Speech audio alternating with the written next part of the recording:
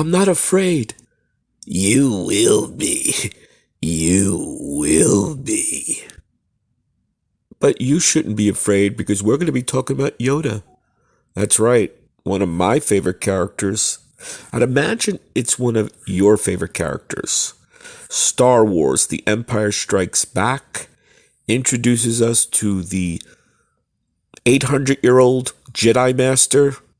Old dude, still has some moves, and he is definitely one Star Wars character that almost everybody loves.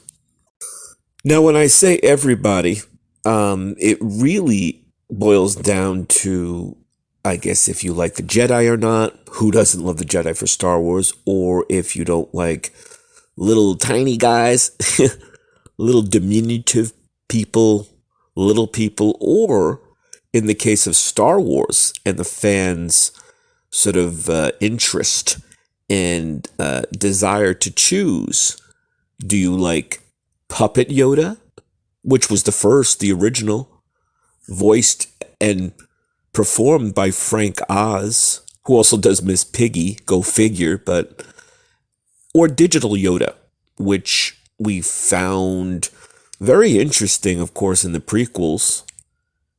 He was running around fighting with the lightsaber, and something the puppet could not do. But when all is said and done, what do you prefer, Puppet Yoda or Digital Yoda? So back in the day when George Lucas was prepping the production for The Empire Strikes Back, he went to Jim Henson, famed creator, head Muppet man, so to speak, of the Muppets. So Jim Henson was busy with another project, so he recommended Frank Oz, one of the main Muppeteers of the Jim Henson shop. And again, Frank Oz, voiced and performed Miss Piggy for years. So this is who we have as Yoda, Frank Oz, and performing a puppet. Back then, of course, there was no digital to speak of, so you had to use a puppet. So the fan debate about Yoda being better as a puppet or as a digital CGI creation, I guess will always rage, right? It'll always be, I think the puppet's better because it's more lovable or cuddly or just, that's Yoda. And then others will say, well, the digital Yoda can move and groove and fight with a lightsaber and just has more emotional sort of capability, facial expressions, and it looks more kind of like human or more emotionally connected. And I'd agree with both platforms and both positions. I do think the puppet Yoda is sort of more cuddly or more, that's Yoda, because that's how we were introduced to Yoda. Then again, the digital, of course, there's no way around it. It can move and groove, and it is incredible at giving more of a conveyance of sort of emotion. But people, I think, forget or discount the idea that, yes, Yoda was introduced as a puppet. So what I'm saying is that anything other than the puppet will always be scrutinized and compared, contrasted, or maybe criticized because Yoda's a puppet. It was introduced to us as a puppet.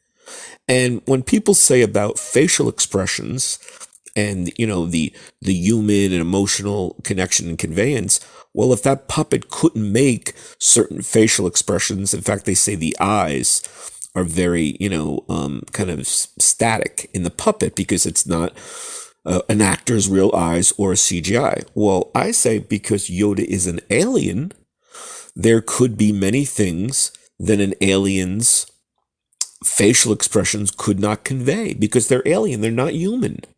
So again, when we first see Yoda, he's a puppet. We got used to that as a puppet. So there's certain lack of facial expressions we don't care about because that's our Yoda. And if you look at other characters, puppets, animatronics, Muppets, whatever, they're not, people in a mask or they're not makeup latex, and they're not CGI or digital. You have ET, extraterrestrial. You have the Gremlins in Gremlins, Gizmo, and then his naughty, cousins, brothers, and sisters. So these are Muppets, puppets, animatronics.